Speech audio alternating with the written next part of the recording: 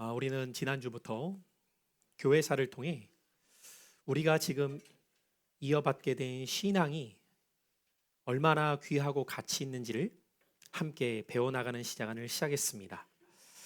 특별히 제가 지난주에도 말씀을 드렸던 것처럼 교회사를 준비하면서 저의 큰 고민은 이 귀한 내용들을 어디까지 전하고 어디까지 참아야 될까, 줄여야 될까라는 거룩한 부담감.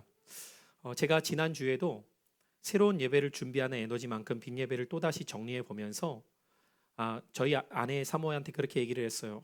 걱정이에요. 줄이고 줄였는데 A4 9장이에요. 오늘 내용이 정말 줄이고 줄였는데, 왜냐하면 시대를 한 번씩밖에 못 다루다 보니까 그 내용을 또 풀기 시작하면 이건 16주가 아니라 36주로 해도 안 될 판이고, 그렇다고 그냥 건너뛰자니 너무 중요한 내용들이 많고 정말 고민됩니다 라고 얘기했더니 은혜 되는 대로 줄이세요 이렇게 하더라고요. 은혜 되는 대로 하세요가 아니라 은혜 되는 대로 줄이세요, 이렇게. 정말 거룩한 부담감을 갖고 왔어요. 여러분 오늘 PPT 한번 첫 화면을 좀 띄워주시고, 여러분 제가 정말 잘 못하는 것 중에 하나가 PPT 자료 이런 거 만드는 거 정말 못하고 안 좋아하거든요. 근데 교회사를 할 때 어쩔 수 없이 이걸 준비할 수밖에 없는 이유는, 여러분이 성경에 없는 내용들을 듣다 보면 용어도 헷갈리고 인물도 헷갈리고 그냥 말로 들으면 머릿속으로 잘 들어오지 않을까 봐 어떻게든 우리 성도님들에게 좀 귀하게 이 내용을 전할까 하면서 제가 준비하고 있는 만큼 여러분에게도 동일한 기대감이 있기를 바랍니다. 지난 시간 우리는 기독교의 시작점을 어디로 삼느냐라고 할 때 주후 AD 70년 로마에 의해서 예루살렘 성전이 멸망당하면서 기독교의 시작을 알리는 지점이라고 말씀을 드렸습니다. 마사다 항쟁을 통하여서 마지막까지 남아있었던 유대인들은 자결하여 이제 그들의 마지막 순간을 맞이하게 되었고, 그러면서 이제 유대교회에서 가장 중요하게 여겼던 성전과 제사를 더 이상 드릴 수 없는 상태가 되어버립니다. 이때부터 유대교도 변화를 시작할 수밖에 없는 상황에 놓이게 되죠. 성전 중심이 무엇으로 바뀔까요? 회당 중심으로 바뀌어요. 교회가 아닙니다. 왜냐하면 우리는 개신교니까 기독교니까 교회라고 하는데 유대인들은 여전히 유대교를 지켜가고 있거든요. 성전 중심에서 회당으로 바뀌게 되고, 제사 중심은 무엇으로 바뀔까요? 경전 중심으로 바뀌어가요. 그래 여러분, 본래 유대교는 경전 중심의 문화라기보다는 제사 중심의 문화죠. 그래서 하나님 앞에 희생 제사를 드리며 속죄를 받는다는 개념이 그들에게 가장 중요했고, 그래서 그들이 결코 포기할 수 없었던 것이 성전 제사였던 거죠. 그런데 더 이상 그럴 수가 없는 겁니다. 자, 그럼 문제는 무엇이었을까요? 이렇게 성전 중심에서 이젠 더 이상 성전 중심이 아닌 회당 중심으로, 제사 중심에서 더 이상 희생 제사 중심이 아닌 경전 중심으로 바뀌게 되었을 때에 유대교와 기독교의 혼합 가운데의 경계선이 모호해지게 되었다는 것이죠. 이해되십니까, 여러분? 그렇기 때문에 여러분, 기독교인들도 자신들의 정체성을 찾아가야 될 시기가 있지만 유대교도 어떻게 기독교인들과 분리를 시켜야 될 거에 대한 고민을 하기 시작해요. 그러면서 이들이 우리의 경전화 작업을 해야겠다라고 해서 AD 90년경에 이들이 한 작업이 바로 구약성경 정경화 작업이 되는 겁니다. 그러니까 여러분, 지금 여러분의 손에 있는 구약성경 39권은 언제 정경으로 정리가 된 거냐? AD 90년입니다. 그것을 얌니아라고 하는 지역에서 랍비들이 모여서 우리가 정할 정경은 여기까지다라고 해서 39권을 최종적으로 채택하게 되었고, 그것을 구약의 정경, 그들의 정경으로 삼게 되는 거죠. 그러니까 지금도 유대인들은 그들이 말하는 정경은 어디까지예요? 구약 39권입니다. 이해되시겠습니까? 그러니까 이 구약 39권에 대한 정경을 얌니아회의를 통해서 행하면서 이때부터 기독교의 탄압이 동시에 시작되는 거예요. 자, 그럼 여러분 한번 생각해 보십시오. 이런 상황이 벌어지게 되었을 때 기독교인들도 혼란스러워지기 시작해요. 왜 혼란스러워질 수밖에 없었냐면, 밖에서부터는 종교로 인정받지 못하고 있었기 때문에, 로마가 유대교는 종교로 인정을 했지만 로마가 종교로 인정하지 않는 종교는 종교가 아닌 겁니다. 그러면 여러분, 종교가 아니라고 칭하는 것은 어떤 의미냐면, 분명히 나는 기독교인인데 로마 입장에서 보면 이 사람은 무신론자인 겁니다. 이해되십니까, 여러분? 이것은 굉장한 도전이었던 거죠, 그들에게 있어서. 로마가 인정한 종교와 신만이 그들 안에서 종교로 인정이 되었는데 유대교는 인정을 받고 있었지만 기독교는 인정을 받지 못하는 거예요. 왜요? 기독교의 그냥 한 작은 분파 정도로밖에 보지 않았던 것이 지금처럼 종교로 볼 수 있는 형태도 아니었다는 거죠. 밖으로부터 로마의 박해가 시작되었지만 여기에서 끝나는 것이 아니라 안으로부터는 동족의 내부 갈등과 분열과 고통이 시작되는 겁니다. 안팎의 공격이 다 일어날 수밖에 없었던 것이 이런 상황이었던 거죠. 그러나 여러분, 우리가 교회사를 보면서 항상 배워야 될 것은 무엇이냐면 하나님은 고난과 고통을 통하여서도 그 상황을 통하여서도 하나님의 뜻을 이루어 가실 때가 있다는 겁니다. 여러분, 이 대대적인 박해를 통해서 기독교인들은 곳곳으로 흩어질 수밖에 없었어요. 당시 기독교는 팔레스타인 안을 중점적으로 모여 있었는데 이제 이 박해가 본격화되기 시작하면서 그들은 흩어지게 되죠. 주로 어떤 지역으로 흩어질 수밖에 없었느냐? 로마가 다스리고 있었던 영토였던 소아시아와 로마까지 흩어져 가게 됩니다. 이때 여러분, 기독교 복음이 확장되는 길이 열리게 되는 거예요. 그러니까 우리의 생각과 다르게 하나님의 일하심은 놀랍다는 것을 알게 되죠. 그러면서 여러분, 이 복음이 열방으로 퍼지게 되면서 어떤 상황에 놓이게 되냐면 두 가지 문화의 충돌 속에서 기독교가 자리 잡아야 하는 위험한 상황에 놓이게 된 거죠. 자, 팔레스타인 안에는 유대인들을 중심으로 한 유대주의화 운동은 점점 강해져 가고 있었습니다. 그럼 여러분, 유대주의화라고 하는 것은 어떤 의미냐면 그들은 단일 신론만을 외치고 있는 거예요. 단일 신론은 야훼 하나님은 하나님으로 인정하지만 예수님을 하나님으로 인정하지 않아요. 성령님을 하나님으로 인정하지 않는다는 거죠. 그럼 여러분, 이 문제는 어떻게 불거지게 될까요? 유대인들 가운데에 예수를 믿게 되는 사람들이 생기는데 유대인들이 예수를 믿게 될 때 가장 큰 갈등과 어려움은 어디에 있었냐면 예수를 어떤 존재로 볼 것인가요? 도대체 예수를 어떤 존재로 볼 것인가? 자, 여기에서부터 여러분 이제 이단의 반응이 나오게 되는데 이단에 관한 문제는 다음 주에 구체적으로 살피게 될 거예요. 우리가 그걸 배우다 보면 무엇을 발견하며 놀라게 되냐면 2000년 전의 이단이 오늘날 이단의 형태가 다 있구나. 여러분, 뭐 오늘날 여호와의 증인, 뭐 신천지, 제7일 안식교 다양하게 있지만 그 이단들의 형태가 초기 1세기부터 다 그 형태를 갖고 등장하고 있었다는 것을 보게 돼요. 근데 여러분, 그 문제의 핵심은 항상 어디에 있을까요? 예수는 누구인가입니다. 대표적으로 여러분, 대부분의 이단들은 예수를 어떤 관점으로 보느냐? 선지자 중에 한 사람으로 봐요. 그것이 바로 역사성 예수에 대한 문제입니다. 그러니까 지금 유대인들에게 있어서 예수는 어떤 존재로밖에 보이지 않느냐? 선지자까지 인정을 하겠다 이거예요. 하나님의 뜻을 전하는 사람을 온 것까지 인정하는데 그분이 하나님이신 것을 인정 못한다. 이것을 신학적으로 어떻게 표현하느냐? 예수의 신인성 가운데 인성은 인정해서 선지자로 보지만 신성은 인정 못해입니다. 그것을 유대주의화라고 해요. 아시겠죠? 그러니까 유대주의화는 무엇이냐? 예수를 선지자까지는 봐요. 그러니까 여러분, 오늘날에도 이슬람교가 예수를 어떤 존재로 보느냐? 선지자로 봅니다. 그런데 예수보다 뒤에 와서 더 위대한 선지자가 마호벳으로 보는 거죠. 이해되십니까? 그러니까 이런 유대주의화 되어 있는 영향을 받게 되는 사람은 예수는 인간으로는 인정하겠어. 위대한 선지자로는 인정하겠어. 근데 하나님으로 인정할 수 없어. 여기에서 나오는 대표적인 이단을 우리는 에비온파라는 이단으로 표현하게 돼요. 자, 그냥 듣고 넘어가세요. 반복할 거니까 나중에 등장하면 그때는 아시고 한 번씩 툭툭 제가 던지는 건 머지하면 자세하게 달루알이 와요. 아시겠죠? 에비온파라는 그 이단의 특징은 뭐예요? 예수의 인성, 선지자로는 보는데 신성은 부정하는 겁니다. 자, 그런가 하면 이제 복음이 팔레스타인을 넘어가서 열방으로 나아가게 될 때 당시 로마를 통해서 지배당하고 있었던 지역들은 어떤 문화 안에 젖어 있었느냐? 헬레니즘 문화입니다. 그럼 여러분, 유대주의화 되어 있었던 사람들만이 아닌 다른 지역으로 가게 되었을 때 헬레니즘 문명과의 충돌이 일어나는 거죠. 문화가 중요한 이유는 문화는 우리의 모든 사상과 생활에 영향을 주기 때문입니다. 그럼 여러분, 당시 헬레니즘의 핵심은 무엇이냐? 이원론적 사상이 팽배해져 있었어요. 선한 것과 악한 것, 하늘과 땅, 빛과 어둠 나누어져 있는 거예요.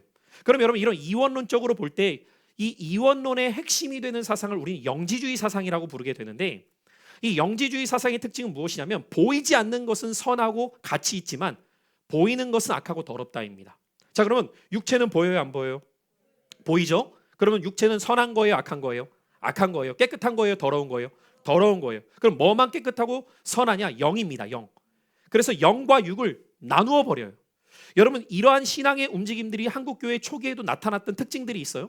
그래서 자꾸 분리되어지는 신앙이 돼요. 교회는 거룩하고 세상은 무조건 악하니까 교회에 와서 살아야 돼. 세상에서의 삶을 놓치게 만들 때가 있었단 말이죠. 이것을 성속 이원론이라고 말해요. 신앙 안에 이 영지주의의 사상이 잘못 들어오게 되면 성속 이원론이 나타나는 거예요.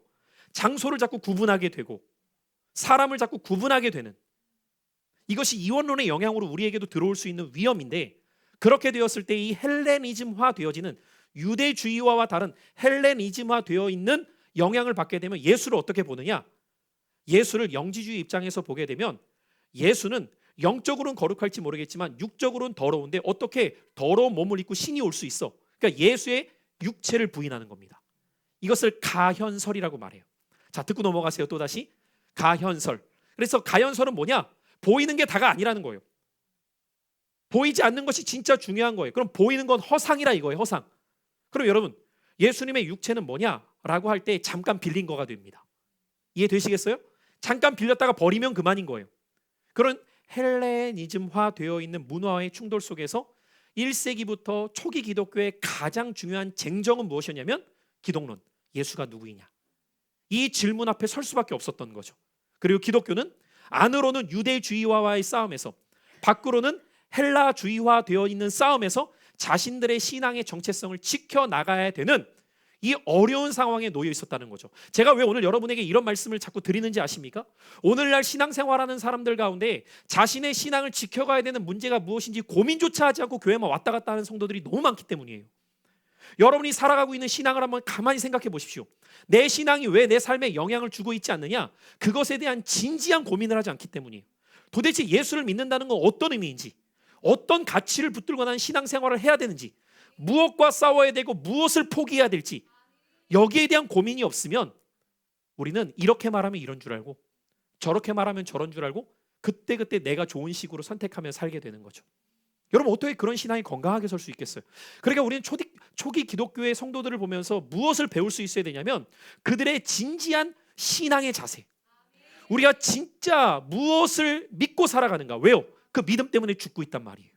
그럼 여러분, 나는 지금 무엇을 붙들고 살아가야 되며 이것이 내가 죽을 만큼 중요한 가치인가의 싸움을 해야 된단 말이죠. 이 싸움 가운데에서 이들은 자신들의 정체성을 확립해 갈 수밖에 없었다는 거죠. 그런데다가 더 큰 위기는 어떻게 오게 되었냐면 예수님의 제자라고 불리는 사도들이 한 사람 한 사람 순교로 죽게 됩니다. 이 1세기 말엽쯤 가보면 이제 마지막 제자였던 사도 요한까지도 순교하고 끝나게 되죠. 그러면 어떻게 되느냐? 기독교는 무너지느냐? 그렇지 않았다는 거예요. 역사가 증명하고 있잖아요. 그럼 이 사도들의 신앙을 계승해 가야 될 사람들이 나와야 되는 겁니다. 이 신앙의 바톤을 이어가야 될 사람이 나오는 거예요. 이들을 우리는 누구라고 부르느냐? 속사도들이라고 부르는 거예요. 그래서 저는 지난주에 이 속사도에 대해서 잠깐 언급하면서 속사도 시대는 생각보다 짧습니다. 그래서 역사학자들에 의하면 이 속사도 시대를 언제라고 말하느냐? AD 100년부터 약 130년경. 왜냐? 왜 그럴 수밖에 없냐? 속사도는 사도들의 직계 제자였어요. 직계 제자가 아니면 속사도라고 말할 수 없어요. 그리고 이 직계 제자인 속사들의 가르침을 그대로 이어받아서 지켜가는 사람들을 교부라고 했죠. 그러니까 속사도의 역할은 무엇이냐? 사도의 가르침을 교부들에게 연결하는 아주 중요한 중간기에 해당되는 사람들이 이 속사도들이었다는 것을 여러분 기억하셔야 되고, 저는 오늘 그 속사도들 가운데 대표적으로 세 사람을 여러분과 함께 나눌 텐데, 먼저 우리가 이 세 사람을 다루기에 앞서서 그러면 도대체 이 정체성의 혼란과 어려움 속에서 기독교인들은 우리가 믿는 바를 명확하기 위해서 어떤 일을 할 수밖에 없었는지를 세 가지로 먼저 기억했으면 좋겠어요. 첫 번째, PPT 봅시다. 같이 한번 읽겠습니다. 시작. 자, 정체성의 형성을 기독교인들도 해야만 했습니다. 그러면 유대교가 정경화 작업을 했던 것처럼 기독교인들도 정경화 작업을 할 수밖에 없었던 거예요. 그런데 그 정경에는 어디까지 포함이 될까요? 오늘 우리에게 주어진 신약 성경까지이죠. 자, 그럼 예를 들어 볼게요. 속사도들은 대부분 1세기에서 2세기에 걸쳐서 살아가고 활동했던 이들입니다. 그 말은 어떤 의미냐? 이들은 직접 예수를 만나지 못했더라도 예수의 제자들과 직접 교제했던 사람들이라는 거죠. 그럼 여러분, 예수의 제자들과 직접 교제하면서 그들은 우리야 지금 베드로 전서예요. 그렇죠? 근데 이들은요, 베드로에게 직접 듣는 거예요. 그 베드로 전서를. 우리야 지금 요한복음이에요. 이들은요, 요한에게 직접 듣는 겁니다. 그 내용들이 정리가 되어지기 시작해요. 그러니까 여러분, 어떤 면에서 교회의 위기가 교회의 기회가 되었던 이유 중에 하나는 무엇이냐면, 사도들이 죽임당하고 순교당하고 안팎으로 유대주의와 헬라주의의 공격 속에서 교회가 정체성을 찾아가려고 했을 때에 그 정체성을 찾아가려고 했던 첫 번째는 무엇이었냐면, 이제는 구전에서 끝날 수 없는 위기의 상황 가운데에서 글로써 정경화 작업이 시작되었다는 것. 이것은 굉장히 유의미한 사건이에요. 여러분, 만약에 이 정경화 작업이 없었다면 오늘날 우리에게 이 복음은 들려질 수 없습니다. 그런데 이 위기 속에서 누군가가 그 글을 정리하고 써 내려간 것을 남기게 되면서, 여러분, 지금이야, 뭐 지금도 아니죠, 거의 17세기 16세기가 다 되어서야 구텐베르크에 의해서 인쇄술이 발달되기 전에는 찍어낼 수가 없었잖아요. 다 써야 돼요. 그러면 여러분, 오늘 우리에게 이 성경이 보존된 것은 성경을 지키기 위해서 그것을 필사하고 목숨 걸고 숨겨가면서 이 성경을 지켜왔던 자들이 있다는 거죠. 여러분, 그들이 없다면 우리에겐 이 성경을 얻을 수 있는 길이 없었던 거예요. 이 놀라운 정경화 작업이 일어나게 됩니다. 그러면서 여러분, 이 정경화 작업이 하나하나 착수돼요. 이 부분은 이제 여러분 다다음 주쯤에 제가 좀 더 구체적으로 여러분과 나누겠지만, 정경화 작업과 함께 두 번째로 이들이 행했던 것은 무엇이냐면, 자, 우리가 그럼 진짜 무엇을 믿는지 우리의 안에서 우리의 신앙 고백을 담아내자. 그것이 바로 크레도, 여러분이 배우셨던 신앙 고백 사도신경인 거예요. 자, 그럼 여러분 보세요. 사도신경의 내용이 성경의 중요한 내용들을 압축하여 집어넣은 거지만, 그 압축하여 집어넣은 내용 중에 1세기 그리스도인들에게 있어서 가장 중요한 신앙 고백은 무엇에 집중될 수밖에 없었을까요? 무엇에? 여러분, 사도신경 빨리 머릿속으로 막 돌려보세요. 어떤 내용이 제일 많고 핵심인가? 그렇죠, 예수 그리스도 기독론이라고요. 보세요. 전능하사 천지를 만드신 하나님 아버지를 나는 믿습니다.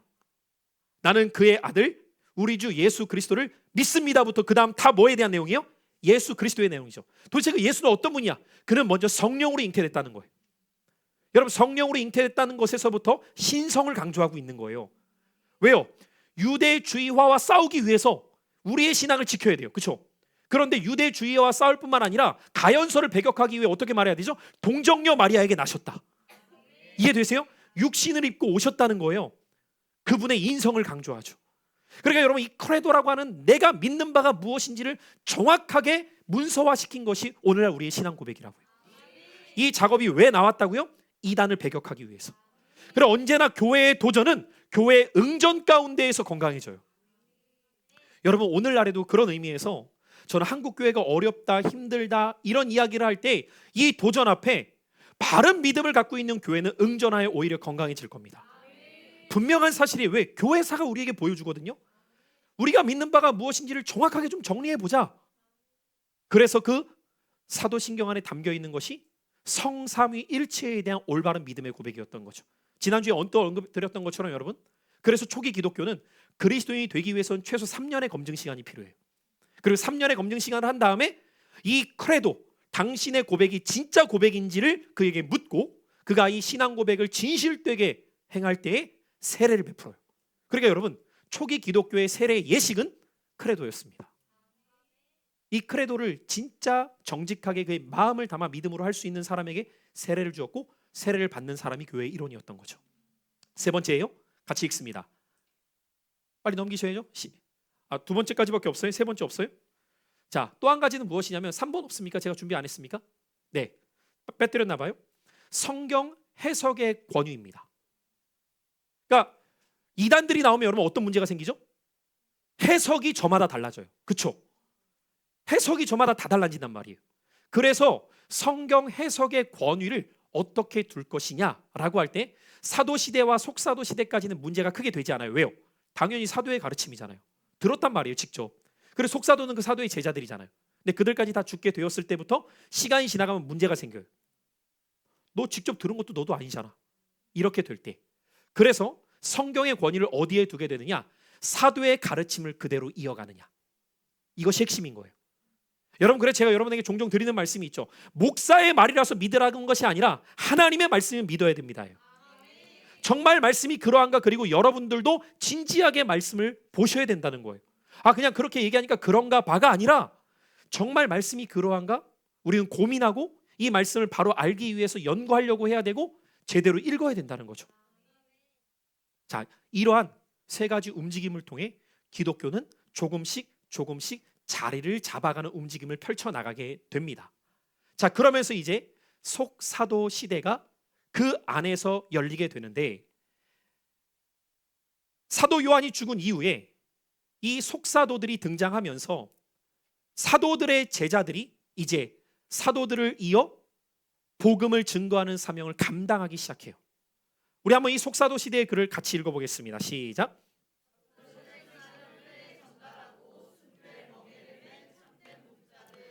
저는 특별히 오늘 말씀을 준비하다가 제가 너무 중간중간 뭉클뭉클해가지고 말씀을 준비하다가 그러면서 참 하나님 앞에 한없이 부끄러워지는 거예요. 과연 이 상황에서 나는 이럴 수 있을까? 오늘 우리 권찰님이 찬양 인도도 참 뜨겁게 다해줘서 감사한데, 내가 받은 그 복음에 대한 감격과 그 뜨거움이 우리 안에 정말 되기 위해서는 그 신앙을 지키기 위해서 어떻게까지 행했는지에 대한 믿음의 선조들을 반드시 봐야 됩니다. 오늘 여러분이 읽었던 히브리서 11장 36절 이하의 말씀 가운데 하나라도 여러분이 당한다 생각을 해보세요. 어떤 사람은 돌에 맞고, 어떤 사람은 톱에 켜서 죽임당하고. 여러분, 말이 그렇지 이것이 없는 내용을 쓴 게 아니라 실제 박해 가운데 경험했던 일들을 기록하고 있거든요. 그런 하나하나의 내용을 볼 때 우리는 그냥 편안히 앉아서 말씀 들으면서 뭐 졸다가 딴 생각하다가 그냥 예배 드리고 나는 그것이 그리스도인인 것처럼 착각하고 있다면, 과연 우리 앞선 초기 기독교인들의 신앙이 어떠한가를 다시 들여다볼 수 있어야죠. 자, 그러면 이 참된 목자들, 제가 오늘 여러분에게 소개하는 세 분은 속사도의 대표격이 되는 분들인데, 이 세 분의 공통점이 있습니다. 세 분 다 순교합니다. 자, 그러면 한번 첫 번째 사람부터 우리가 살펴볼까요? 자, 로마의 클레멘트. 자, 제가 오늘 이렇게 이름을 띄워드리는 이유는 오늘 이야기를 듣고 궁금하신 분들은 가셔서 더 찾아보시면 많은 자료들과 내용들을 여러분들도 접할 수 있으니까 참고하시라고 이렇게 말씀드리는 거예요. 이렇게 생기셨을까요? 아무도 모릅니다. 이때에는 그림을 제대로 그릴 수 있는 시대가 아니었어요. 아무도 몰라요. 그냥 저도 그 중에 하나를 그냥 가지고 온 것 뿐이니까 이렇게 생기셨겠구나, 뭐 너무 그렇게 확신하지 마시고 그냥 이런 느낌으로 그렸구나라고만 보시면 될 것 같은데, 이 로마의 클레멘트가 언제 태어나서 언제 죽게 되느냐? 30년에 태어나 101년에 죽게 됩니다. 순교당하죠. 71세에 순교를 당했다는 거예요. 그럼 여러분, AD 30년이면 어느 때입니까? 예수님 십자가에 달려 죽으실 때입니다. 그때 있었던 사람이라는 거예요. 그래서 이분은 베드로와 바울에게 직접 배웠던 사람이라고 전승은 기록하고 있어요. 속사도의 대표적인 인물을 꼽아라. 제일 먼저 등장하는 이름이에요. 로마의 클레멘트. 속사도 중에 가장 대표적인 인물입니다. 우리가 이 클레멘트를 잘 살펴보아야 되는 것은 그의 신앙이 어떻게 교부들에게 전달되고 이어가게 되는가를 보아야 하기 때문이에요. 놀랍게도 이 클레멘트는 아직 신약 성경의 정경화가 이루어지기도 전인데, 그는 구약 성경뿐만 아니라 오늘날 우리가 가지고 있는 신약 성경의 많은 부분들을 정경으로 인정하는 것으로 고백합니다. 그러니까 앞서 행했다는 거예요. 그러니까 그가 말했던 정경은 어떤 내용이에요? 사도들의 이야기, 바울의 이야기를 그는 직접 들으면서 그것을 정경처럼 여겼다는 거죠. 왜요? 그것이 순수한 복음으로 믿고 있었기 때문에. 더불어서 그는 믿음으로 의롭다함을 얻는다는 바울의 칭의론을 그대로 확립하면서 그 복음을 가르치기 시작합니다. 행위에 대한 것이 아니라 오직 믿음으로 우리는 죄 용서를 받고 하나님의 자녀가 될 수 있다는 것을 붙들게 돼요. 여러분, 이게 왜 중요한지 아십니까? 사도들의 가르침을 그대로 이어가고 있다는 거예요. 뿐만 아니라 그는 교회를 어떻게 묘사하느냐? 그리스도께서 임하시는 거룩한 처소, 그것이 교회이다 라고 말하면서 칭의론과 교회론의 토대를 놔요. 물론 사도들이 그 언급들을 했지만 그 사도들의 가르침을 그대로 이어받아 전하고 있었던 사람이 클레멘트였다는 거죠. 이 클레멘트가 활동할 당시의 로마의 황제는 도미티안 황제입니다. 여러분, 신약 성경에는 초대교회 성도들을 향한 대대적인 박해가 3번이 기록되어져 있습니다. 그 3번은 어떤 박해였냐면, 먼저는 클라우디오 황제 때의 박해예요. 두 번째로는 네로 박해입니다. 세 번째로는 도미티안 박해예요. 여러분, 이 세 번의 박해 중에 어느 때의 박해가 가장 극심했을까요? 클라우디오, 네로, 도미티안. 언제의 박해가 제일 심했을까요? 네로라고 생각할 수 있습니다. 그러나 도미티안 박해입니다. 그보다 더 심합니다. 그리고 이 도미티안 박해 때 썼던 서신이 요한계시록입니다. 이해되십니까, 여러분? 그러니까 여러분, 이 박해기에 수많은 사람들이 죽임당하고 이 박해기에 복음을 전하다가 죽은 사람 중에 한 사람이 클레멘트였다는 거예요. 이 클레멘트는 가는 곳마다 복음을 전해요. 그러니까 도미티안 황제가 이 클레멘트의 영향력이 워낙 커지니까 너 더 이상 복음 전하지 마. 그래서 어떻게 행하느냐? 사도 요한이 여러분 황제의 명에 의해서 유배 갔죠. 반모섬으로. 클레멘트도 유배를 가게 됩니다. 근데 유배를 갔는데도 그곳에서 같이 끌려왔던 죄수들, 그들에게 복음을 전해요. 놀라운 것은 그곳에서 유배를 당한 상태에서 복음을 전하다가 그곳에서 그리스도인들이 된 사람들이 너무 많은 거예요. 이 소식이 황제의 귀에 들어갑니다. 여러분, 황제가 열받아서 어떻게 행하는지 아십니까?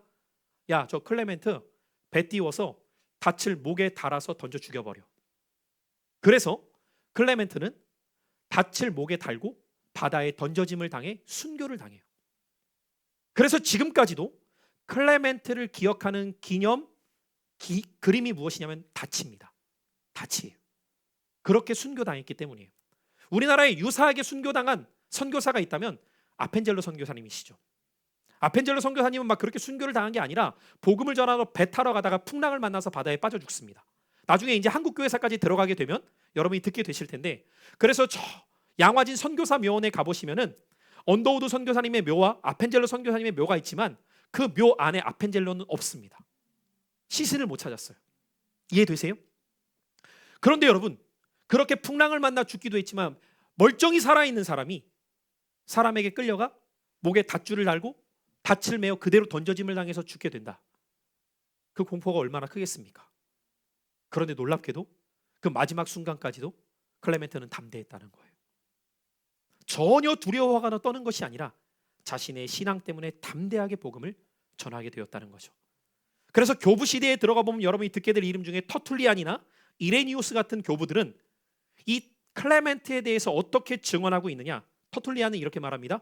베드로로부터 신앙의 지도를 직접 받은 귀한 사람. 그리고 이레니우스는 어떻게 이야기하느냐? 사도들과 동시대의 인물로서 선한 영향력을 끼쳤던 사람. 그래서 이 로마의 클레멘트가 이토록 유명해졌던 이유 중에 하나는 무엇이냐면 그가 쓴 서신 때문입니다.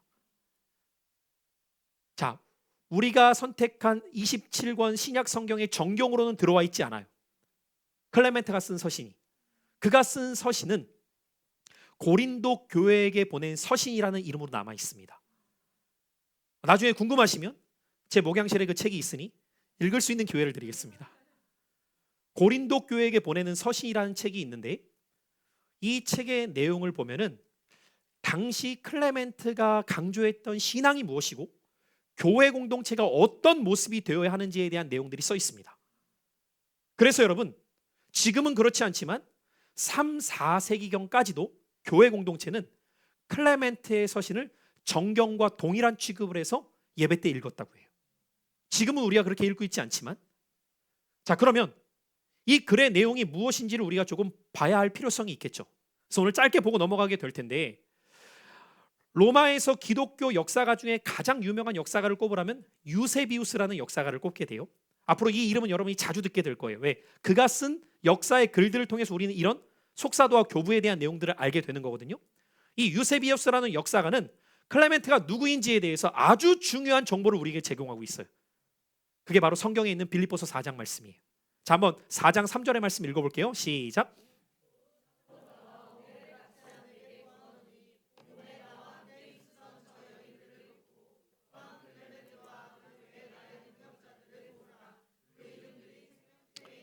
자, 빌립보서는 바울이 옥중에서 쓴 서신입니다. 그런데 그가 고난당할 때 자신의 신실한 동역자들에 대해 언급할 때 그 중에 한 사람을 클레멘트라고 언급해요. 이 클레멘트가 클레멘트라는 거예요. 그러니까 위대한 하나님의 사람이었던 거죠. 그의 이름이 생명책에 있느니라. 그만큼 중요한 인물로 여겨지고 있었다는 거예요. 자, 그러면 클레멘트는 이 고린도 교회에게 보낸 서신을 언제 기록하게 되었느냐? AD 96년경입니다. 이때가 바로 도미티안 박해 때예요. 그때 이 서신을 써서 고린도 교회에 보내는 이유는, 고린도 교회는 여러분 어떤 교회였느냐? 우리가 고린도전서 바울이 쓴 내용을 떠올려 보십시오. 그 교회 안에 여러 갈등들이 있었고 분쟁의 요소가 있었어요. 그래서 바울은 그리스도 안에서 교회가 어떤 모습이 되어야 할지를 권면하기 위해서 쓴 서신이 고린도전서죠. 이 고린도전서는 AD 55년경에 기록된 서신이에요. 근데 고린도 교회에 보낸 클레멘데의 서신은 AD 96년, 약 40년이 지난 후에 쓰여진 서신이란 말이에요. 그런데 40년이 지났는데도 고린도 교회의 문제가 여전한 거예요. 그러니까 여러분, 예나 지금이나 교회는 참 연약해요. 어떤 면에서는. 왜요? 죄인들이 모여 있거든요. 자, 그러면 이 서신을 통해서 클레멘드는 어떤 모습이 교회의 모습이 되어야 하고 우리가 어떤 신앙이 되어야 할지를 강조하고 있는가를 우리가 몇 가지 측면에서 한번 볼게요. 첫 번째, 자, 같이 한번 읽겠습니다. 시작. 사도적 권위는 그리스도에게 기원한다. 자, 여러분, 바울 사도가 선교하면서 제일 많이 공격당했던 것이 뭐였죠? 사도권입니다. 사도권. 그런데 이 클레멘드도 지금 고린도 교회에 서신을 보낼 때 사도의 권위를 어디에 두고 있느냐? 그리스도에게 두고 있는 거예요. 사람이 말해서 사도가 되는 것이 아니라 그리스도께서 직접 그에게 주신 직책이 사도임을 강조하고 있는 거죠. 자, 그러면서 고린도 교회에 보낸 서신의 한 대목이에요. 클레멘드의 글이에요. 같이 한번 읽어보죠. 시작. 복음을 받았고 예수 그리스도는 하나님으로부터 보내심을 받았으며 따라서 그리스도는 하나님으로부터, 그리고 사도들은 그리스도로부터 난 것이다. 여러분, 이 문장이 왜 그토록 중요한지 아십니까? 이것이 오늘날 개신교가 말하는 정통 신학의 핵심이기 때문이에요.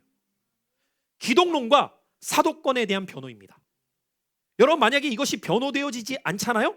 그럼 오늘 우리의 신앙은 다 가짜가 되는 거예요. 그러니까 우리는 2000년이 지나왔지만 이미 1세기에서부터 교회에 대한 도전은 끊임없이 어떤 도전이었느냐? 예수 그리스도에 대한 정체성에 대한 도전과 사도들에 대한 도전이었단 말이죠. 여러분, 이단들은 뭘 들고 나오겠어요? 사도들 진짜 아니라는 거죠. 나한테도 계시하셨다는 거죠. 여러분, 오늘날 이단들이 비슷하지 않아요? 직통 계시, 나에게 주셨다 이거예요. 그럼 여러분, 그게 가짜임을 우리는 어떻게 변호할 수 있어야 돼요? 하나님께서 주신 말씀이 경전에 들어와 있느냐? 꼭 성경에 없는 이야기를 한단 말이에요. 여기 기록된 말씀이 아니라 거기엔 기록되지 않았지만 환상 중에 주께서 내게 직접 말씀하신 거라고. 여러분, 지금만이 그렇지 않아요. 교회사의 역사를 보면 언제나 그런 이단들이 등장합니다. 그래서 교회 공동체는 태동기부터 이 기독론에 대한 변호와 특별히 사도권에 대한 변호를 함께 할 수밖에 없었던 겁니다. 이제 다다음 주 가면 여러분에게 기독교 변증가들에 대한 소개를 할 텐데 놀라운 변증가들이 많아요, 여러분. 저는 이 변증가들에 대한 말씀을 준비해 보면서 야, 지금 21세기에 우리에게 가장 필요한 것이 어쩌면 이런 신앙의 자세가 아닐까 싶은 거죠. 이제는 더 이상 예수 천당 불신지옥 외친다고 믿지 않잖아요. 그렇죠? 그럼 어떻게 돼야 되냐? 기독교 복음에 대한 우월성을 어떻게 변증할 수 있느냐? 여러분, 지금 1세기가 어떤 시대인지 아세요, 여러분? 철학이 꽃피웠던 시대예요. 그리스 아테네. 소크라테스, 플라톤, 아리스토텔레스의 제자들이 나와서 그 걸출한 이들이 아레오베고 같은 학당에서 자신의 지식을 자랑하고 있었던 때란 말입니다. 그런데 기독교 변증가들은 그들의 사상을 파괴하고 복음을 집어넣는 거예요. 여러분, 그래서 그리스도인들은 여러분이 영적인 것뿐만 아니라 지성적으로도 무장되어 있을 때 지식인층을 변화시킬 수 있는 힘이 생겨요. 여러분의 신앙이 과연 어떤 신앙 안에서 나는 무장되어야 될까를 한번 생각해 보시라는 거죠. 이 클레멘트 같은 사람도 얼마나 해박한 지식을 갖고 있었던 사람이었는지 복음을 증명함에 있어서 복음만 갖고 이야기하는 것이 아니라 그리스도의 우월성과 하나님의 가르침을 변호하고 있는 거죠. 그러므로 우리는 이 사도들의 가르침이 그리스도께로부터 왔다는 것을 통하여서 오늘 그들의 가르침을 우리는 믿고 따르게 되는 겁니다. 두 번째입니다. 오늘 이 글에서 주장하는 바, 시작. 성경의 권위와 무호성을 변호하고 있다는 거예요. 자, 무슨 이야기인가라고 할 때 잘못된 가르침이 넘쳐나고 있을 때에 클레멘트는 성경의 권위를 보호하기 위하여서 싸웠다는 거죠. 무호성이라는 건 어떤 의미냐? 오류가 없다는 거예요. 자, 이 말을 오해하지 마십시오. 성경에 오류가 없다고 하니까 뭐 글씨 하나 틀린 것 없고 뭐 문장 하나 틀린 것 없고 이런 의미가 아니라 하나님께서 우리를 구원하신 역사 가운데 그 어떤 오류도 없다는 거예요. 그러니까 복음의 뼈대를 말하는 겁니다. 여기에는 결코 오류가 없다. 자, 읽어볼게요. 시작. 당신은 기독 성령이 잘못된 것이나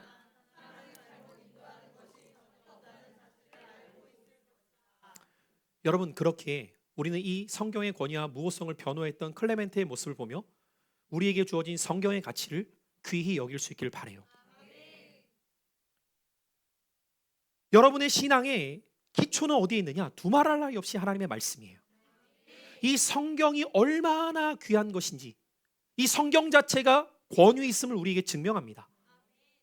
이것은 정경화에 대한 이야기를 여러분에 드리면 끝이 없지만 핵심적으로 말씀드린다면 여러분, 약 4천여 년 동안 기록된 이 성경, 그냥 성경에 기록된 시기만 구분해도 1600년이라고 말하는 이 성경이 어떻게 수많은 저자와 그 많은 시대를 거쳐가면서도 통일성과 일관성을 유지하는지 우리는 성경을 읽다 보면 놀라게 되는 거예요.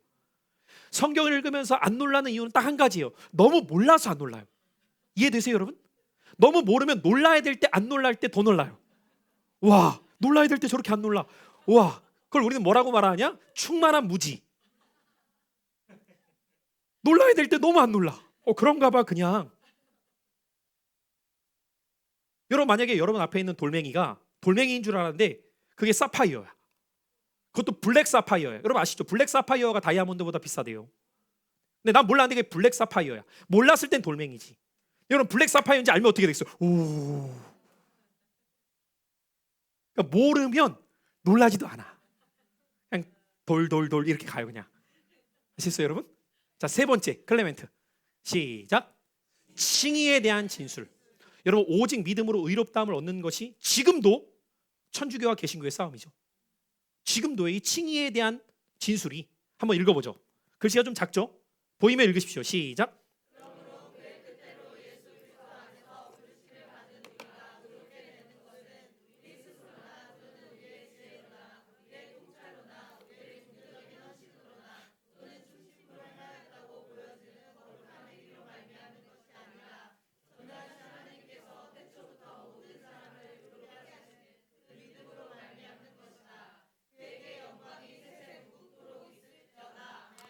어디서 많이 읽은 것 같지 않아요? 신약 성경을 읽다 보면 비슷한 내용으로 많이 읽은 느낌 나죠? 이게 클레멘트의 글에 담겨져 있는 글인 거예요. 여러분, 믿음으로 의롭다함을 얻은 것이 은혜입니다. 그게 복음이에요. 그걸 지켜간 거예요. 자, 한 가지 더, 네 번째. 영육의 전인적 구원입니다. 여러분, 왜 이 부분이 중요했을까요? 당시 태동하기 시작한 영지주의와의 싸움이었기 때문이에요. 유대주의와의 싸움이었기 때문이에요. 그래서 영육의 전인적 구원을 말할 수밖에 없는 거예요. 자, 더 작아졌죠. 내용이 많으니까. 보여요? 눈이 좋으면 읽으십시오. 시작. 어느 육체는 심판을 받지 않으며 부활하지도 않는다고 말해서는 안 된다. 이 육체를 입고서가 아니라면 여러분들이 다시 빛을 획득하게 될 것인지 생각해보라. 그러므로 육체를 하나님의 성전으로 경계해야 할 필요가 있다. 왜냐하면 여러분들이 육체로 있을 때의 부르심을 받았으며 육체로 여러분들이 나올 것이기 때문이다. 우리를 구원한 그리스도께서 먼저는 영으로 계셨다가 육체가 되셨고 그러한 상태에서 우리를 부르셨다면 우리도 이 육체 가운데서 우리의 보상을 받게 될 것이다. 아멘. 먼저 영으로 계셨다. 선제성입니다. 그러니까 그리스도는 태어나신 게 아니에요. 나타나신 거예요. 그래서 우리는 그리스도의 탄생이라는 표현이 적합하지 않아요. 그리스도의 현현입니다. 성탄절은 그리스도의 현현인 거예요. 영으로 계셨던 분이 인간의 몸을 입고 나타나신 겁니다. 그것이 성육신이라고 우리는 말해요. 그러니까 영육의 전인적 구원은 누구를 통해 알 수 있게 되냐? 예수 그리스도를 통해 알 수 있다는 거죠. 이 기독교의 핵심이 되는 가치를 지켜나가기 위해서 클레멘트는 힘썼고 그 복음을 전하다가 순교한 거죠. 여러분, 그의 이러한 글이나 그의 신앙이 없었다면 어떻게 그 신앙을 이어받을 수 있겠습니까? 언제나 우리는 기억해야 됩니다. 우리의 믿음이라는 것은 앞선 세대의 믿음이 흘러오게 되어 있는 거죠. 잘못된 믿음이 흘러오면 내 믿음도 어떻게 돼요? 잘못되는 거죠. 여러분, 이단에 빠진 사람들을 보시오. 왜 이단에 빠질까요? 처음부터 이단이 아니에요. 이단에 빠진 사람에게 그 복음을 들을 때 이단에 빠지는 거예요. 그러니까 여러분, 누구의 이야기와 어떤 신앙을 배우느냐가 너무 중요한 거죠. 자, 두 번째로 우리가 이 로마의 클레멘트와 함께 기억해야 될 아주 중요한 안디옥의 속사도가 있어요. 바로 이그나티우스입니다. 여러분, 안디옥이 어떤 곳이죠? 최초의 이방인 교회예요. 얼마나 중요한 곳입니까? 그곳에 감독이 됩니다. 35년에 태어나 그도 107년에 순교를 하게 되었던 사람입니다. 이 이그나티우스에 대한 여러 가지 내용들이 있지만, 특별히 이 이그나티우스를 우리가 보게 될 때 그는 복음을 전하다가 순교하기 직전 107년에 이제 순교하기 위해서 잡혀 끌려갑니다. 그런데 끌려가는 도상에 문서들을 남기게 돼요. 이것을 이그나티우스의 7편지라고 이름 붙여요. 몇 편지요? 7편지. 아마도 이 이그나티우스도 요한의 영향을 분명히 받았구나라는 생각을 해요. 왜요? 요한이 유배에서 무엇을 썼죠? 요한계시록을 썼죠. 근데 그 요한계시록의 서두를 보면 2장과 3장에 7교회에 보내는 편지가 있어요. 그렇죠? 에서버두 사빌라라고 우리가 보통 이야기해요. 이그나티우스도 그 영향을 받았던 것 같아요. 그래서 가는 길에서 중간중간 쉴 때 아마 쪽지 형식으로 편지를 남겼던 것 같아요. 근데 이 편지들의 내용을 보면은요, 7개의 편지 중에 6개는 교회에게 보내는데 1개는 한 사람에게 보냅니다. 그 사람을 세 번째 속사도로 소개할 거예요. 얼마나 중요한 사람이길래 한 사람에게 따로 보내겠어요? 누굴까요? 맞춰보세요. 맞아요. 오늘 칼럼을 잘 읽은 것 같아요. 거기에 쓰진 않았지만 그런 내용은 이 이그나티우스와 절친처럼 지냈던 사람이 바로 마지막 속사도로 불리는 폴리캅입니다. 여러분, 오늘 목회 칼럼 읽어보신 분들은 폴리캅이 어떤 사람인지를 대충 글을 미리 보셨을 거예요. 자, 그래서 이 이그나티우스의 편지가 굉장히 중요한 교회사적 의미를 담고 있는데, 역사학자인 유세비우스, 제가 자꾸 말한다고 했어요. 이 유세비우스는 이그나티우스에 대해서 여러 가지로 평하고 있는데, 먼저는 상당히 존경받는 인물이었다. 베드로의 후계자로 안디옥 교회의 2대 감독이었다. 그리스도를 증거하는 일 때문에 압송되어 어떻게 순교하는지 아세요? 짐승에게 찢겨 죽습니다. 여러분, 짐승에게 찢겨 죽었다는 것은 원형 경기장에 쳐넣었다는 거예요. 그렇게 순교를 당해요. 네 번째, 그는 마지막 순간까지도 편지를 써서 후대의 신앙을 독려하고 있었다. 마지막 5번째, 이단에 대해 단호히 대처하였다. 이렇게 이그나티우스에 대해서 유세비우스는 평가하고 있습니다. 자, 그럼 이 7개의 편지의 특징을 우리가 잠깐씩 빨리 볼게요. 첫 번째, 따라해 보시겠습니다. 순교 신앙.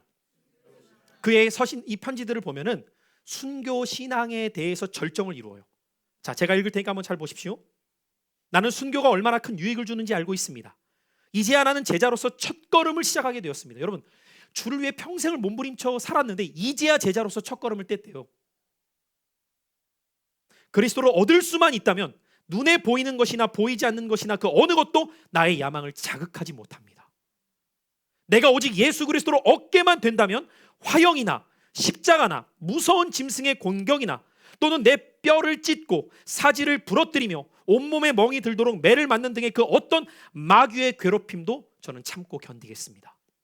그리고 그가 말한 대로 그는 짐승들에게 찢겨 죽습니다. 여러분, 당시 로마의 아주 유명한 경기가 무엇이었냐면 투견 싸움이었습니다.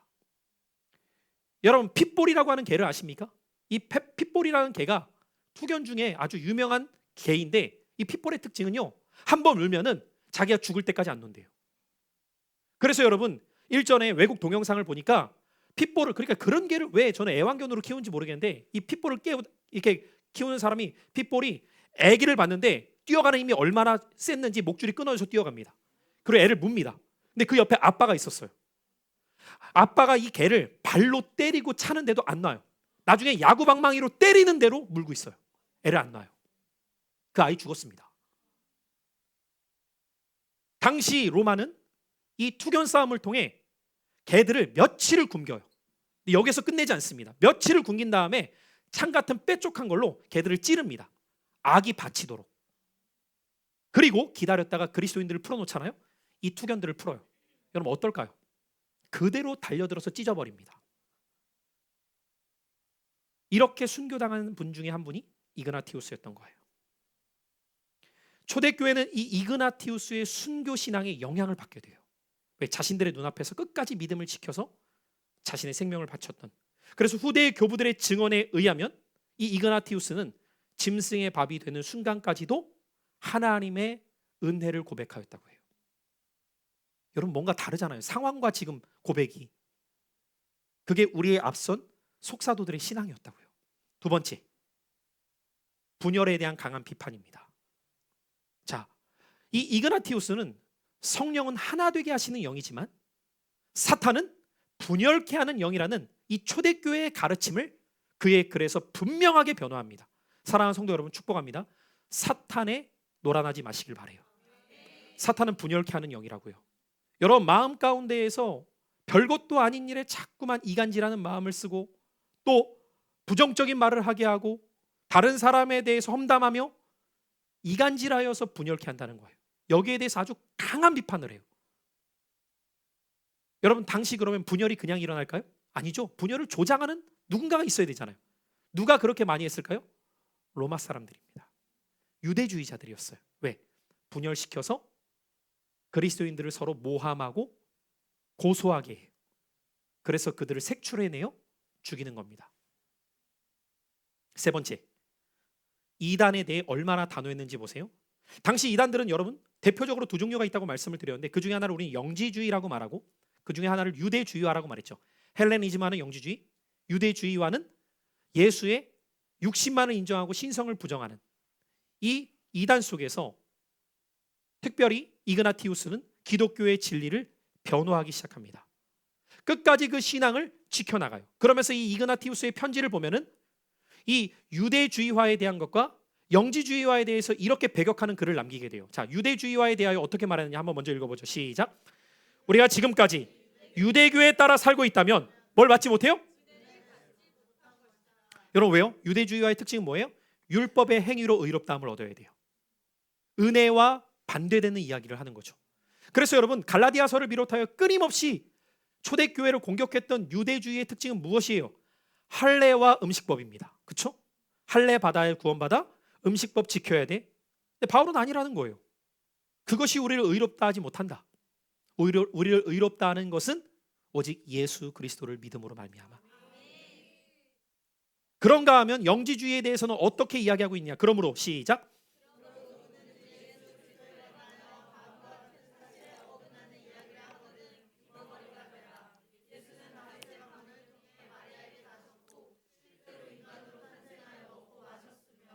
본디오 빌라도 치하에서 일제로 핍박을 당하였고 하늘과 땅과 땅 아래에 있는 자들의 목전에서 십자가에 못 박혀 죽으셨으며 죽음으로부터 실제로 부활하셨다. 계속 강조하는 내용이 뭐예요? 실제죠. 실제. 그러니까 그리스도의 육체. 그것을 부정하지 말아라. 이 영지주의를 전면 반박하고 있는 거죠. 여러분 이 신인성 우리는 그런가 보다 싶지만 이 문제 때문에 올바른 신앙과 그릇된 신앙으로 나뉘어지는 거예요. 그러므로 여러분 그리스도를 알아가는 일에 힘쓰십시오. 내가 믿는 대상에 대해 여러분이 힘쓰지 않으면 내 신앙은 절대로 건강한 신앙으로 흘러갈 수 없게 돼요. 결국 이렇게 신앙을 위해서 몸부림쳤던 이그나티우스는 로마의 관점으로 볼 때에는 무신론자인 거예요. 그리고 거짓된 교리를 설파하는 자가 돼버리는 겁니다. 그래서 그는 짐승에게 찢겨 순교를 당하게 된 거죠. 자, 그에 대한 이야기가 많지만 건너뛰겠습니다. 시간상. 우리 마지막 폴리캅에 대한 이야기를 좀 나누어 보려고 해요. 이 폴리캅은 AD 69년 앞선 클레멘트와 이그나티우스보다는 늦게 태어난 약 3, 40년의 차이가 나는 속사도입니다. 그런데 그 또한 예루살렘 성전이 무너지기 직전에 태어났던 사람이죠. 그리고 그는 가장 늦은 156년경에 순교를 당하게 돼요. 86세까지 삽니다. 하나님의 은혜 가운데에서 그런 이 땅에서 오랜 시간을 보내게 되는데 유대 역사학자인 유세비우스는 폴리캅을 어떻게 칭하느냐?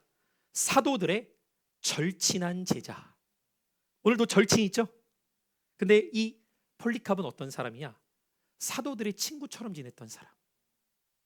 그의 제자들이었다는 거예요. 특별히 이 폴리캅은 사도 요한에게 직접 가르침을 받은 사도 요한의 제자로 잘 알려져 있는 사람입니다. 자, 유세비우스의 글을 한번 읽어드릴 테니까 들어보세요. 이 무렵 아시아에는, 여기서 말하는 아시아는 우리 아시아가 아니라 소아시아예요. 그래서 폴리캅은 서머나의 감독입니다. 여러분 서머나는 어떤 교회인지 아시죠? 요한계시록 여러분 읽어보시면 에서버두 사빌라 7교회가 있는데 이 7교회의 특징이 3가지로 나누어집니다.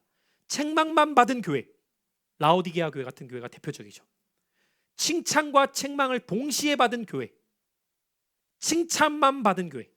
칭찬만 받은 교회는 두 교회입니다. 빌라델비아 교회와 그렇죠, 서머나 교회예요. 그 순수하고 순결하고 올곧은 신앙을 가지고 있었던 서머나 교회의 감독이 누구였다고요? 폴리캅이라고요. 그 교회의 목회자로서 폴리캅은 사역을 하게 됩니다. 그는 주님의 종들이며 사도들이죠. 증인인 사람들에 의해서, 그 사도들과 함께 교제했던 사람들이죠, 서머나 교회의 감독으로 임명되었다는 거예요. 그러니까 사도들이 그를 세웠다는 거죠. 감독으로. 얼마나 위대한 신앙이었는지. 앞서 설명드렸던 이그나티우스의 7개의 편지가 있다고 했죠. 그 중에 하나의 편지가 바로 이 폴리캅에게 보낸 서신이에요. 그것만 보더라도 얼마나 이 폴리캅이 위대한 믿음의 사람인지를 우리는 알 수 있게 되죠. 특별히 이 이그나티우스가 폴리캅에게 서신을 보낼 때가 AD 107년이거든요. 이 AD 107년에 폴리캅의 나이는 몇 세였느냐? 38살. 근데 여러분, 38살인 젊은 폴리캅이 초대교회를 대표하는 교회의 목회자가 된 거예요. 인정을 받아서. 여러분, 이런 박해시기에 순교를 당하는 사람이 한두 사람이 아닌데, 그 중에서도 인정받고 그 중에서도 믿음이 신실했던 사람으로 꼽혀서 감독을 세웠던 사람이 폴리캅이라고요. 그러니까 여러분, 이곳에 신앙생활하는 여러분, 내가 지금 38쯤이다 라고 한다면 젊다고 생각하지 마세요. 여러분, 한 교회를 대표할 수 있는 역량을 가질 수 있다는 거예요. 대단한 거죠. 여러분, 지난 우리 7주년 때도 이완수 목사님 오셔서 그 얘기했잖아요. 25이면 법적으로 국회의원을 할 수가 있고 40이면 법적으로 대통령을 할 수 있다. 그러니까 여러분, 뭐 아직 저는 젊어서요. 25 넘으셨어요? 25 넘었으면 뭐 할 수 있어요? 국회의원도 할 수 있어요. 몇 해 전에 당대표가 30대가 되잖아요. 이준석이 당대표가 되잖아요. 근데 뭐 아직 저는 아직도 뭐 어려서 배울 거 많아서 언제까지 배우기만 하려고요? 배움은 평생이에요. 쓰임 받아야죠. 하나님 나라와 복음을 위해서. 자, 폴리캅을 보세요. 이런 폴리캅에 대해서 이그나티우스는 폴리캅을 어떻게 설명하느냐? 사도다운 인물. 와. 여러분, 사도는 12명으로 딱 끝났잖아요. 근데 이그나티우스도 그런 신실한 믿음의 사람인데 폴리캅을 보면서, 그 젊은 폴리캅을 보면서 그는 사도다운 인물이다. 또 한 가지, 자기보다 훨씬 젊은데도 목자 중에 목자라고 표현을 해요. 야, 나이가 많은데도 이 젊은 친구를 보니까 존경스러운 거야. 어떻게 이런 귀한 신앙을 가질 수 있을까? 여러분, 그런 신앙이 되기를 축복합니다. 나이 불문이라니까요. 여러분, 직책은 제가 목사이지만 어떤 성도님을 볼 때 저보다 젊다 하더라도 정말 저분은 존경스러울 만큼 어떻게 저런 귀한 신앙을 갖고 생활하지? 나오실 수 있어요. 여러분, 얼마든지. 이그나티우스가 그 젊은 폴리캅을 보면서 그런 마음을 갖는 거예요. 사도 중에 한 사람이 될 만하고 목자 중에 목자인 신실한 사람. 여러분, 이 폴리캅은 모태신앙이었어요. 야, 제가 이걸 보면서 모태신앙이라고 다 못하는 게 아니구나. 모태신앙이에요. 어릴 적부터 신실한 신앙을 가졌던 이 폴리캅, 그는 80이 넘도록 예수께 사로잡혀 평생을 살아가고 복음을 전합니다. 여러분, 교회사의 문헌에 보면 이 폴리캅의 영향력을 이렇게 평가해요. 소아시아에서 그의 영향력은 바울의 복음 같다. 그럼 대단하지 않습니까? 저는 막 이런 글을 볼 때마다 한없이 낮아져요. 너무 겸손해지고. 그래서 그의 이름이 로마 전역에 퍼져요. 그러니 로마가 그냥 두겠습니까? 군사를 풉니다. 혈안이 되어서. 그리고 수색하던 중 폴리캅이 있는 집을 찾게 돼요. 그리고 군사들이 그 집을 에워싸고 장정이 문을 두드립니다. 여러분이 폴리캅이에요. 어떻게 하시겠어요? 지금 86세라고요. 어떻게 하시겠어요? 폴리캅이 어떻게 했는지 아십니까? 당당하게 걸어나가 문을 열고 어서 오게 라고 말했대요. 당당하게 문을 열고. 그러니까 자기는 준비하고 있었다는 거예요. 그리고 자기를 끌고 가려고 하는 군인들을 향해 한마디 합니다. 잠깐만 시간을 허락해 주게. 그리고 끌려가기 직전에 하나님 앞에 올려드리는 기도가 얼마나 담대한 외침의 기도였든지 주변에 있었던 사람들이 그 기도를 듣고 정리해요. 폴리카비 쓴 게 아니라. 한번 보죠. 앞을 보시고. 끌려가기 전 그가 했던 기도를 들었던 이들의 증언이에요. 읽습니다. 시작. 기도하는 그는 하나님의 은혜가 충만하였으므로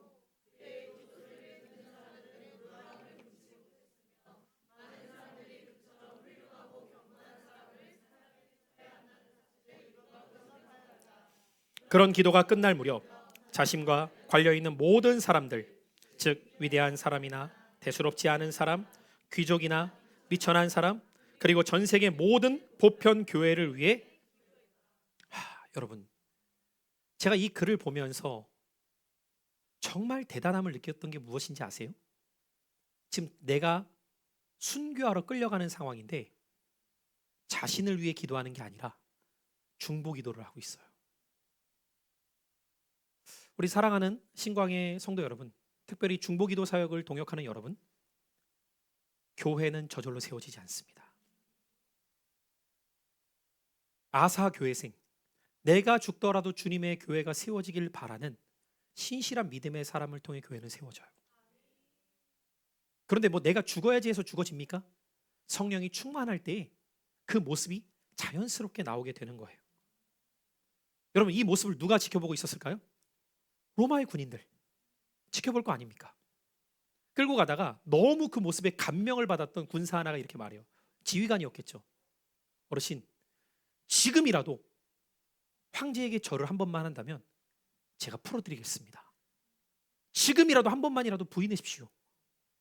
그때 폴리카비 그 군인을 향해 이렇게 말해요. 오늘 주보에 담은 내용인데 다음 글입니다. 폴리카비의 글 시작.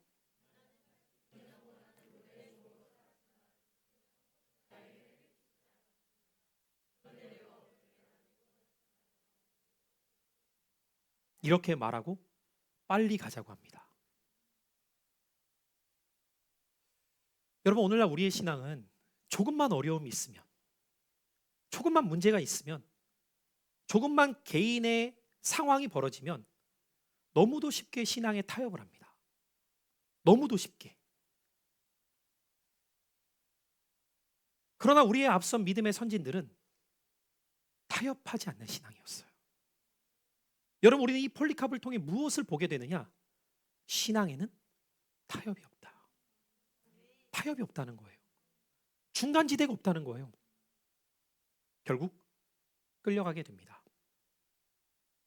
그리고 그를 위해 준비되어 있었던 순교의 방식은 무엇이었냐면 화형입니다. 불태워 죽여버리는 거예요. 살아있는 사람을. 그런데 여러분, 얼마나 고통스럽겠어요? 몸부림칠 거 아닙니까? 그래서 십자가에 이렇게 묶어버려요. 십자가에 묶은 다음에 불을 질러 버리게 되는데 폴리카비 어떻게 얘기하는지 아십니까? 나를 묶지 말게. 나는 죽는 순간까지도 하나님을 찬양하고 싶네.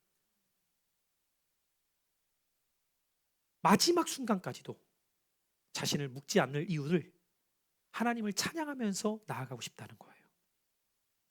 마지막 죽으면서 폴리카비 고백했던 글을 우리 읽고 오늘 마무리해 볼까요? 제가 읽을 테니까 여러분 한번 이 마음을 느껴보면서 한번 들어보십시오.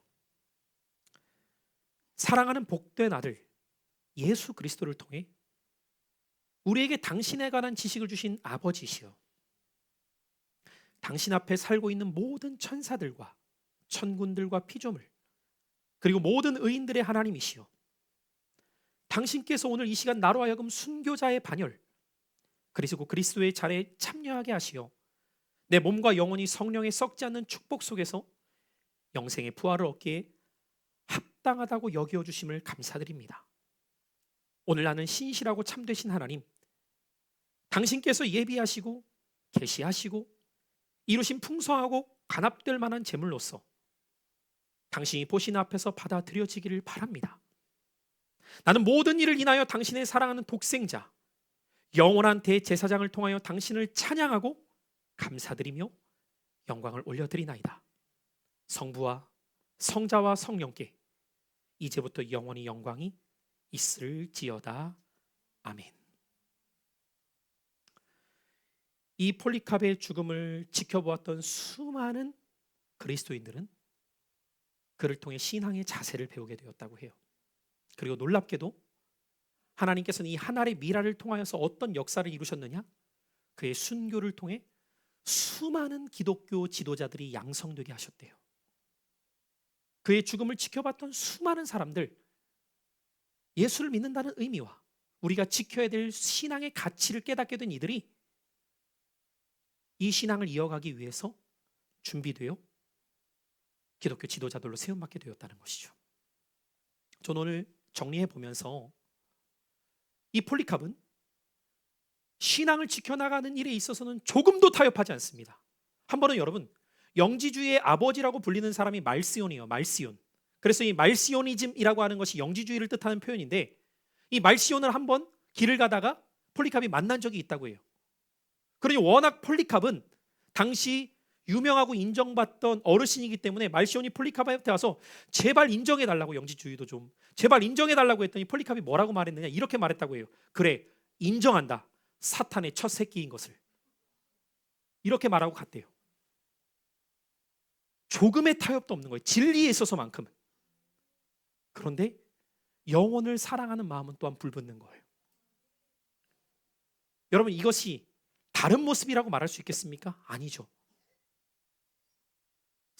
고린도전서 13장에서 사도 바울은 사랑을 이렇게 정의합니다. 사랑은 불의를 기뻐하지 아니하며 진리와 함께 기뻐하느니라. 여러분, 그래서 참된 사랑은요, 진리를 지키며 그 안에서 나누는 사랑인 거예요. 저는 오늘 세 사람을 여러분에게 말씀드리며 이 속사도 시대를 마무리하려고 해요. 사랑하는 성도 여러분, 12사도만이 아니라 우리가 몰라왔던 클레멘트, 이그나티우스, 폴리캅 같은 수많은 믿음에 앞선 선진들이 있습니다. 계속해서 우리는 들어가겠지만, 그러한 우리는 한 사람 한 사람과 역사를 바라보게 될 때 오늘 이 오후 시간 우리가 던져야 될 질문 한 가지는, 과연 나는 그러한 신앙을 지켜가기 위해 어떻게 믿음 생활하고 있는가? 여러분, 만약에 그분들이 다시 살아나 우리의 신앙을 바라본다면 뭐라고 말할까요? 신앙이라고 표현할 수 있을까요? 어쩌면 우리는 너무도 세속화되고 혼합된 신앙 속에서 우리의 신앙의 기준을 한없이 무너뜨린 것이 다른 이가 아닌 나 자신일지 몰라요. 우리는 다시 한번 이 교회사의 시간들을 통해 우리가 물려받아야 될, 이어가야 될 신앙이 무엇인지를 붙잡을 수 있는 사랑하는 신광의 성도들 되시기를 예수님의 이름으로 축복합니다. 기도하겠습니다. 사랑하는 주님, 앞선 많은 믿음의 선진들을 우리는 바라봅니다. 그들은 위협 속에서도 타협하지 않는 신앙 가운데 끝까지 자신들의 믿음을 지켜왔던 삶임을 오늘 우리에게 보여주고 있습니다. 사랑하는 주님, 어떤 이르는 조롱과 채찍을 뿐 아니라 결박과 옥에 갇히는 시련까지도 받으며 돌로 치는 것, 톱으로 켜는 것, 시험과 칼로 죽임을 당하였는 순간에도 자신의 신앙을 지켜갔던 모습을 보았습니다. 들었습니다. 알게 되었습니다. 하나님, 부끄럽지 않는 신앙의 모습으로 주님 따라갈 수 있는 자가 되기 위해 오늘도 믿음의 선한 싸움을 싸워 나가게 하옵소서. 이 시간 주께 드려진 예물을 올려드릴 때 나의 모든 것이 주님의 것임을 인정하는 믿음이 되길 원하오며 예수님의 이름으로 기도드립니다. 아멘. 함께 찬양합니다.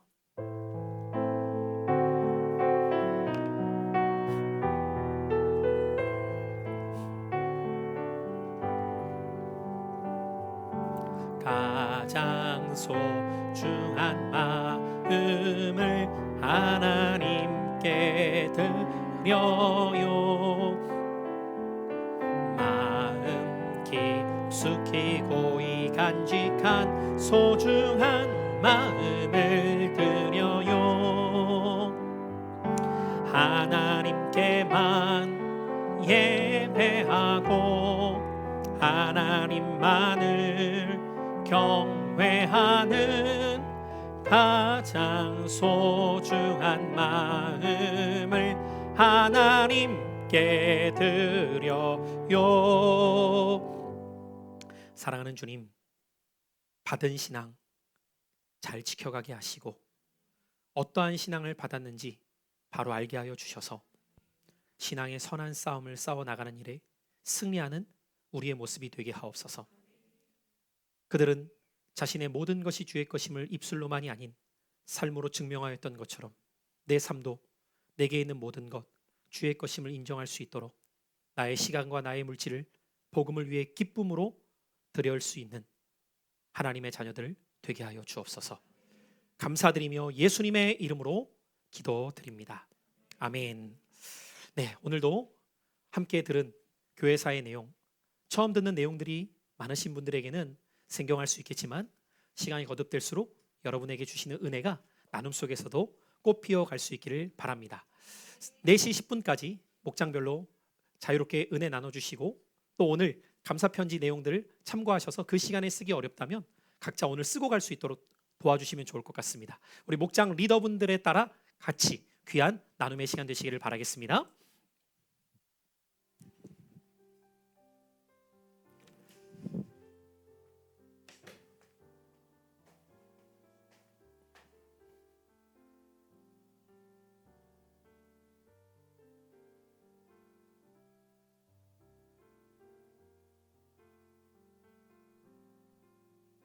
받으셔가지고 오늘 작성하는 시간 가져주시고 뒤에 보이는 십자가 종탑에 있는 바구니에 넣어주시면 되겠습니다. 작성 다 하신 분들은 넣어주시고 작성 오늘 다 못하신 분들은 다음 주 토요일까지 작성하셔서 넣어주시면